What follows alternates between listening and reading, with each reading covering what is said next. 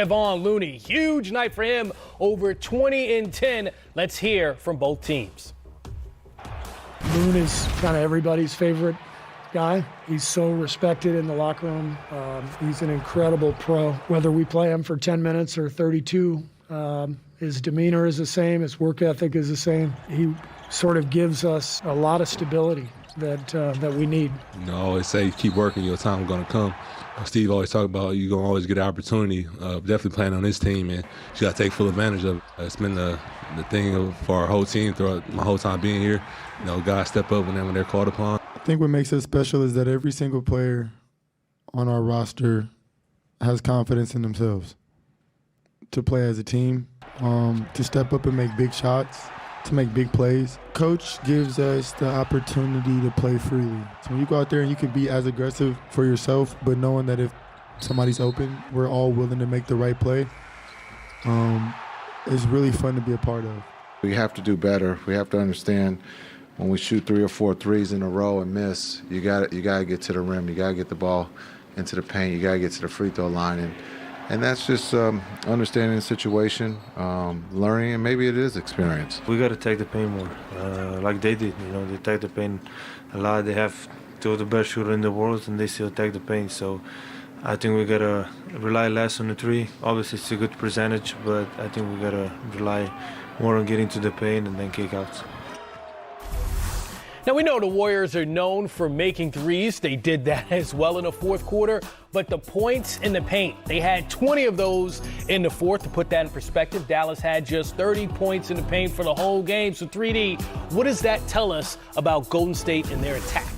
Well, one thing Steve Kerr preaches is ball movement and player movement. And Zeke, you know how much I love the 3. So something Steve Kerr says, do not settle. And how do you say that to a guy I like to call the Bay Bombers because they like to let it fly? But watch the player movement, ball movement. Could have been a 3, fake it, get all the way to the rim. So you saw Steve Kerr saying, don't settle for the 3. I know you can shoot it, but keep attacking the rim. There's no shot blockers. Come on, Clay, let it fly. Hesitate all the way to the rim. Look at Luka swinging for the ball. That got their defense going by getting easy layups. Now, he can take that shot right there. Steph Curry can shoot it whenever he wants to. No, even the great Steph Curry said, nope, I'm going to attack the paint and get easy buckets and put pressure on that defense. And then when we get down the stretch, look at the great spacing. Steph got his hands up. He's taking his time. You attack the paint first. Back in the day, you throw it inside. Now you attack it, draw and kick it, hesitate, leave it, splash. And then Steph Curry says, you know, it's night-night, Zeke. Last night, we had us guys waiting to 1:30, 1:45 for the presser. So tonight, in case you guys take time, I got a pillow in case y'all put me night-night. I just want to see Steph Curry show up to the game with a teddy bear now. The Celtics. Is Jason Tatum going to play well tonight? I don't know. I just hope it's a good game.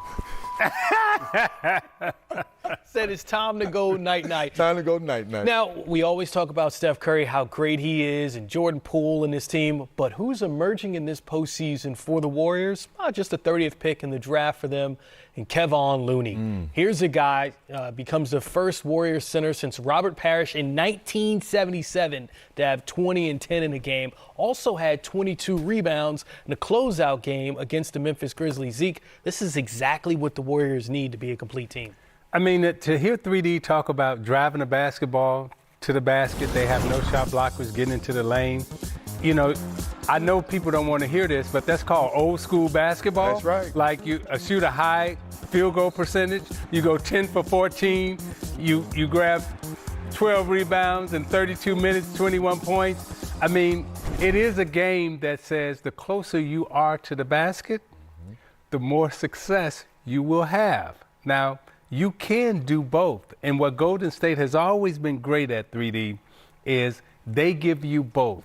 They give you the three-point shot with a variety of, good looks, but now they're giving you the inside play in terms of driving the ball to the basket. And when you got good perimeter play, you got good inside play, that is tough to stop offensively, and that's what Dallas is facing now. The other thing I would say about Dallas, what they did was the Cardinals saying from a point guard's perspective, I'm up 18-20. Now it's a matter of clock management, tempo management. I got to manage the tempo. I got to control the tempo now. I'm not going to let you get back into the game by continuing to play fast up and down, giving you more shot attempts, giving you more ways to read the defense, play together. I'm going to take all that away now because now I got a lead. And when I got a lead, the biggest defender that we have out on the court right now is the clock. I'm going to make you play against the clock by controlling the tempo, and Dallas failed to do that in Game 2 with a big lead. Yeah, and one of the things we can see in the results for this Dallas Mavericks team and how they're constructed under Luka Doncic, he scored 40 or more 7 times in his postseason career. But look at this, Zeke.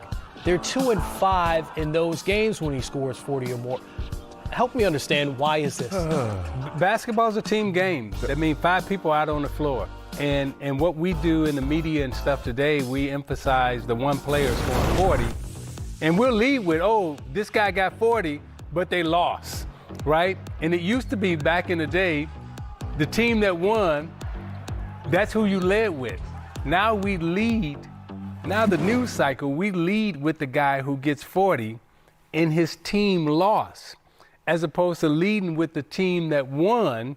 So we reward individual stardom, but the game doesn't reward individual stardom.